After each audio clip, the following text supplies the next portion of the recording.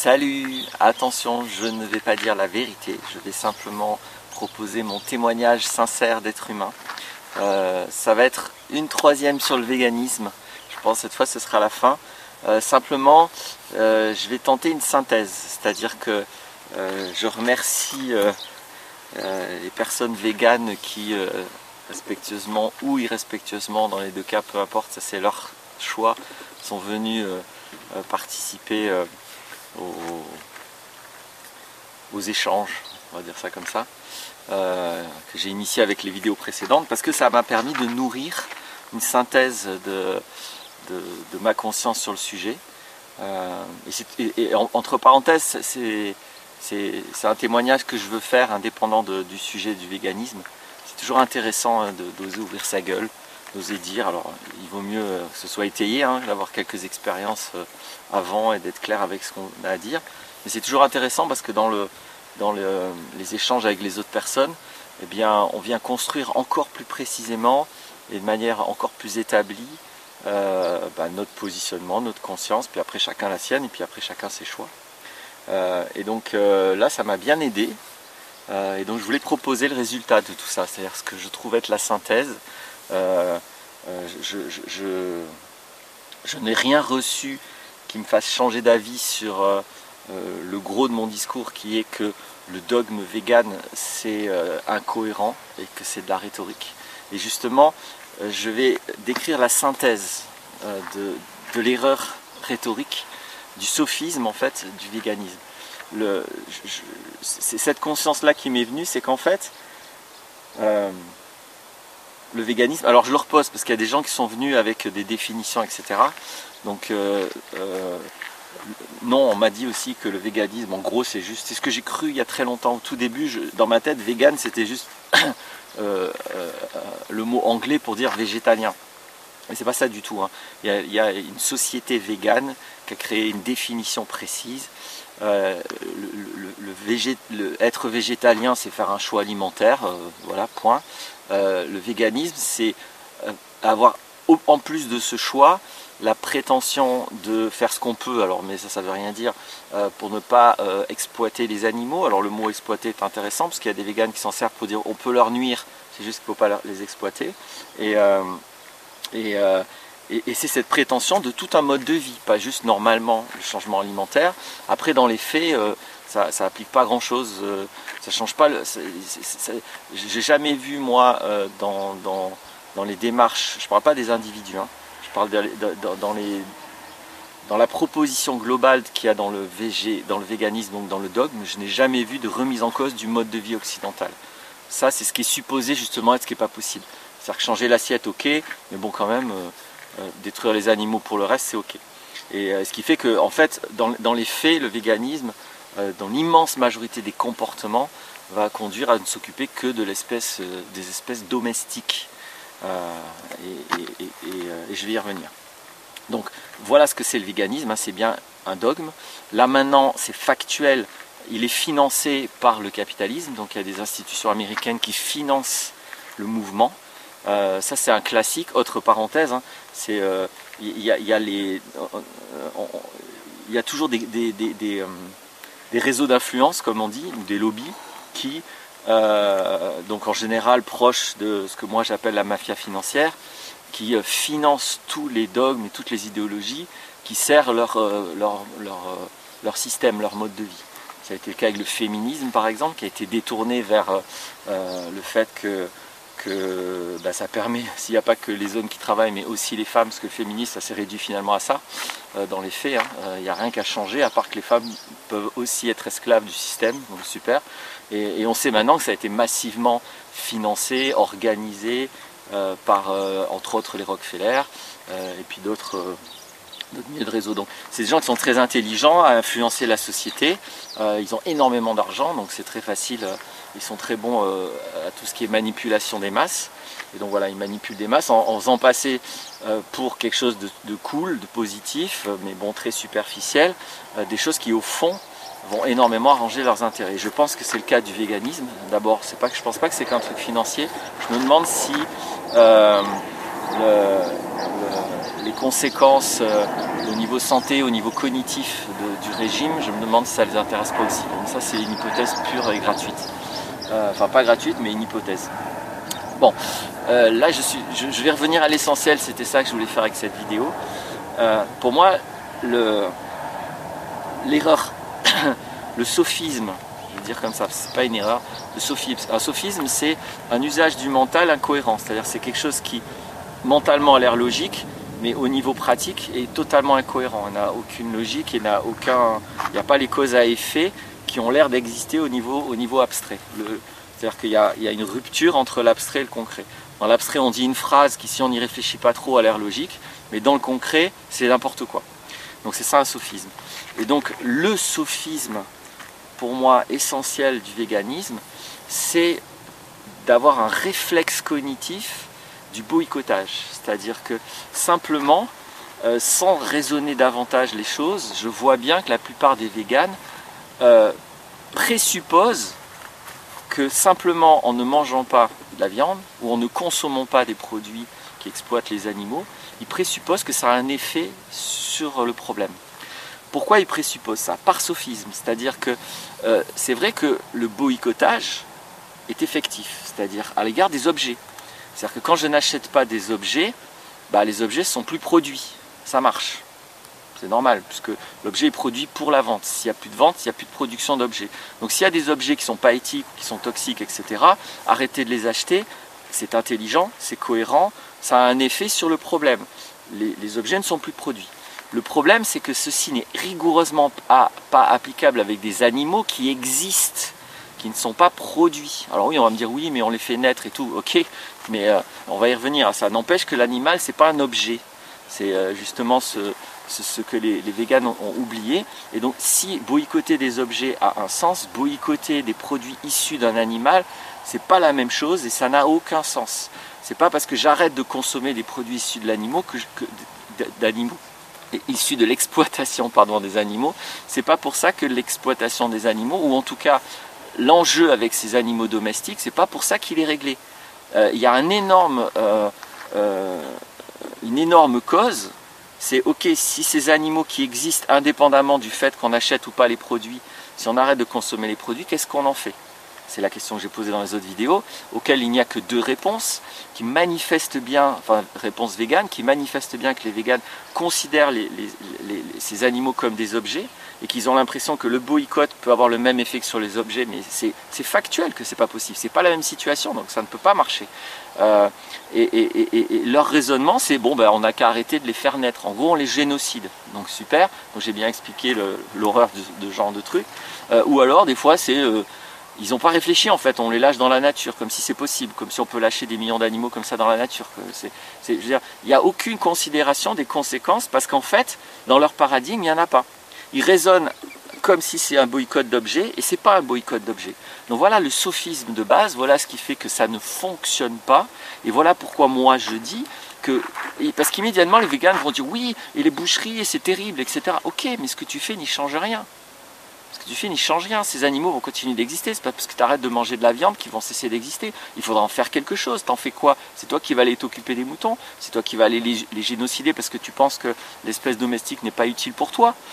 Donc il y a vraiment quelque chose de totalement, j'insiste, totalement dément, totalement rhétorique, totalement sophiste dans le dogme vegan. Je parle du dogme. Évidemment, tous les adeptes véganes qui raisonnent comme ça sont pris dans le piège rhétorique.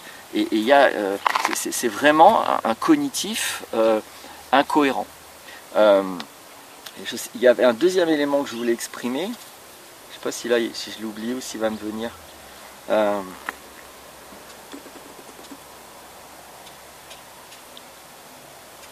mais je pense que... De toute façon, c'est ça le plus important pour moi. C'est ça le plus important pour moi, parce que c'est vraiment l'essentiel que j'en ai tiré. C'est ce raccourci entre le boycott des objets, et donc on applique la même technique sans se poser des questions sur le fait que ce n'est pas la même situation et que ça n'aura donc pas les mêmes conséquences. Et donc oui, je crois que c'était juste ça la deuxième chose que je voulais dire.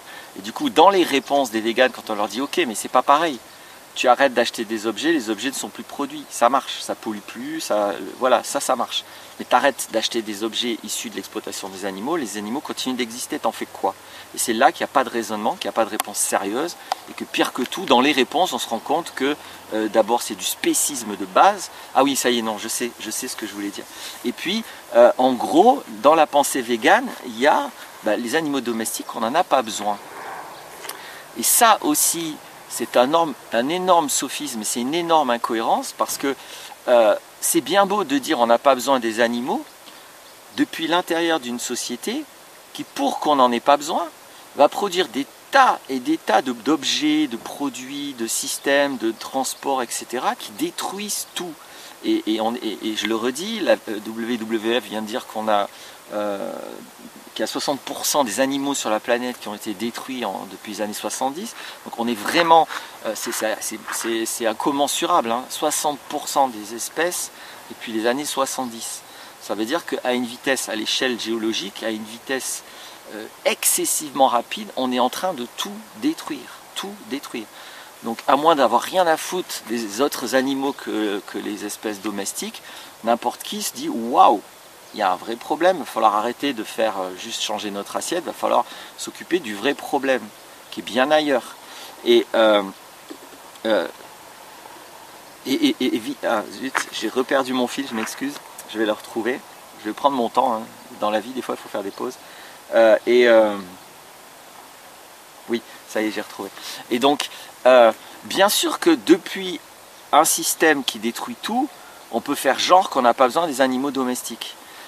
Mais c'est pas qu'on n'en a pas besoin, c'est qu'on l'a remplacé par des produits qui détruisent tout. Donc, ça n'est absolument pas cohérent si on veut quelque chose de réaliste, d'harmonieux, si on veut quelque chose qui n'exploite pas les animaux ni directement ni indirectement.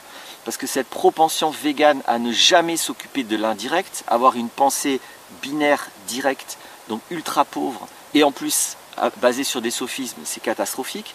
C'est pour ça que je me demande si quand même il n'y a pas un problème au niveau du régime alimentaire et au niveau de ce que ça produit sur le cognitif. Il y a quand même eu des études qui ont démontré que le cerveau se réduit avec un régime végétarien et encore plus végétalien, que souvent il peut y avoir des manques de zinc, et que ça a des répercussions sur le cognitif. Donc moi je me demande si c'est pas ça que le capitalisme cherche aussi, parce que c'est abrutir les gens, c'est quand même une de ses opérations principales. Donc il y a cette question, mais c'est une question, j'avoue que je peux pas prétendre que c'est le cas, mais je me pose des questions, parce que là c'est quand même pas compliqué de comprendre que détruire un animal directement ou indirectement, c'est détruire un animal, on s'en fout que ce soit direct ou indirect.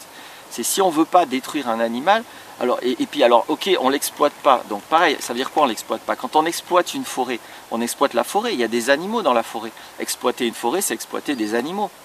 C'est là aussi, je ne comprends pas l'abus rhétorique, le sophisme et l'arnaque de se dire non mais en fait on les exploite pas les animaux, on exploite la forêt. Ok, c'est quoi la forêt? Donc c'est complètement n'importe quoi. Et à un moment donné, on est vraiment exclusivement dans de la manipulation mentale, dans de la manipulation rhétorique. Exploiter une forêt, c'est exploiter une forêt, point. C'est exploiter tous les animaux qui sont dans la forêt. Et qu'on l'exploite pour faire une usine, pour tirer du minerai, pour faire une ville, pour faire des routes, pour n'importe quoi, on exploite les animaux. Et là, quand je dis indirect, en même temps, je suis même un peu gentil, parce que l'exploitation, elle est directe, elle est massive, on détruit la forêt.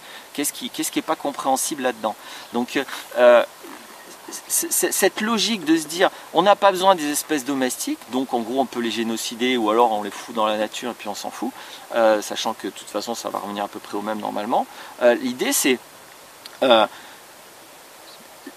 logique de base voudrait qu'on raisonne depuis un système qui ne serait pas destructeur, où on est en harmonie avec la nature, donc on ne va pas produire, c'est évident quand on produit plein de plastique, mais qu'on ne va pas pouvoir faire ça tout le temps, et on est en train de polluer les océans. Alors soi-disant ils envoient des bateaux qui, maintenant c'est la nouvelle pub, ils envoient des systèmes, c'est pas des bateaux, mais ils prétendent qu'en 5 ans ils vont s'occuper du truc.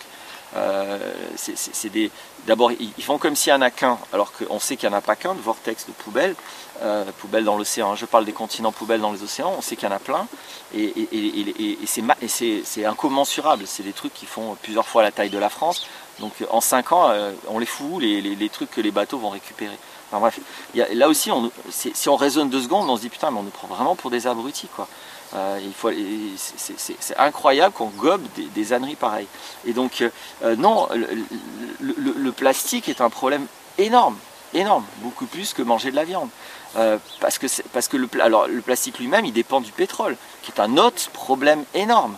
Donc, et puis bien sûr, si on s'occupe que de la production du CO2, pareil, c'est d'une hypocrisie colossale. Est-ce qu'on peut s'occuper des guerres qui sont impliquées pour pouvoir voler le plastique et violer les territoires, voler le pétrole et violer les territoires qui contiennent ces pétroles? Non, on fait comme si on s'en fout, on s'occupe que de mesurer le CO2. Bref, on est vraiment là encore une fois dans des manipulations où on cherche à faire dire aux chiffres quelque chose qui va appuyer un dogme incohérent. On n'est pas dans une démarche sérieuse, scientifique, rationnelle, réaliste, effective. On n'est pas là-dedans, même pas un tout petit peu. Même pas un tout petit peu, vraiment. C'est de A à Z n'importe quoi. De A à Z, c'est délirant et c'est encore une fois du sophisme, du sophisme, du sophisme, du sophisme. Donc, si je raisonne depuis une société qui est harmonieuse avec la nature, ben là je demande à voir si on n'a pas besoin des espèces domestiques pour vivre en tant qu'être humain. Les animaux ont besoin les uns des autres. Nous aussi, comme tous les autres animaux. C'est ça la nature, c'est ça la vie. Donc dans le véganisme, il y a vraiment une négation de ce qui est naturel, une négation de la vie. Et il y a toujours ce même capitalisme vert, cette prétention que l'humain va être capable d'être plus malin que la nature, avec sa morale qui regarde que la surface des choses. Mais depuis des centaines de millions d'années, l'être humain a dépendu des animaux et des animaux domestiques pour des bonnes raisons, pas parce que c'était débile. Il n'existe quasiment aucune culture végétalienne sur la planète, c'est très rare. Celles que les véganes ont prétendu être telles, quand on va regarder les chiffres, encore une fois on se rend compte que c'était des mensonges et des manipulations, il n'en existe pas. Donc c'est très important d'essayer au lieu de raisonner vite comme ça avec des liens formels, d'essayer de faire des ponts avec le réel, le concret, et de se regarder exactement ce qu'il en est. Voilà ce que je propose. Donc voilà l'essentiel des sophismes et des erreurs de base que je voulais dire. Non, les espèces domestiques, on ne peut pas décréter comme ça, purement mentalement, qu'elles sont inutiles. On en aurait peut-être besoin pour vivre si seulement on faisait la démarche de vivre de façon harmonieuse. Et c'est incohérent de dire on n'en a pas besoin, mais depuis un système qui détruit tout. Donc on ne veut pas exploiter les animaux, et on n'en a pas besoin parce qu'on utilise un système qui exploite les animaux. Voilà, c'est vraiment pitié, pitié, pitié. Peut-être que cette émotion va déclencher des émotions, peut-être que vous y croyez vraiment aux âneries qu'on vous a dit. Allez vérifier les chiffres aussi, parce qu'il y a énormément de mensonges et de manipulations dans la propagande végane, y compris dans les témoignages de gens véganes. Il y a toujours, au bout d'un moment, on attend qu'en fait ils ne mangeaient pas vegan. Là aussi, il y a eu des enquêtes factuelles qui montrent que 66% dans une des enquêtes qui a été faite aux États-Unis, 66% des gens qui se prétendent véganes mangent de la viande et ne sont pas véganes. Ça ne veut pas dire que c'est un chiffre factuel, hein. C'est juste pour dire, c'est observé, c'est observable qu'il y a des mensonges, comme tout le temps. Quand un humain il croit à son idéologie, il applique en général pas. Le bénéfice, il est psychologique. C'est ouais, je suis associé à un truc positif, donc je suis positif. Mais au niveau des pratiques, il y a toujours un écart entre l'idéologie et la prétention de la suivre et la réalité du comportement des gens. Il y a toujours un écart, donc soyons humbles. Tout ça construit un tissu de n'importe quoi, un tissu d'illusion et un tissu de vanité et de prétention qui permet à des tas de gens de reporter leur haine, leur jugement, leur violence. Maintenant, de plus en plus de véganes assument d'être violents et sectaires. Donc c'est aussi pourquoi je tiens tellement à faire cette démarche, parce que je pense que ça fait partie d'un des mouvements qui a l'air positif pendant qu'il est hyper destructeur, hyper illusoire et hyper néfaste. C'est vraiment, vraiment ce que je pense. Et j'argumente sur les raisons de la dangerosité que je prête à cette idéologie. Voilà, je pense que cette fois j'en ai fini avec ce sujet. Et à bientôt pour d'autres vidéos et d'autres sujets. Merci d'avoir écouté.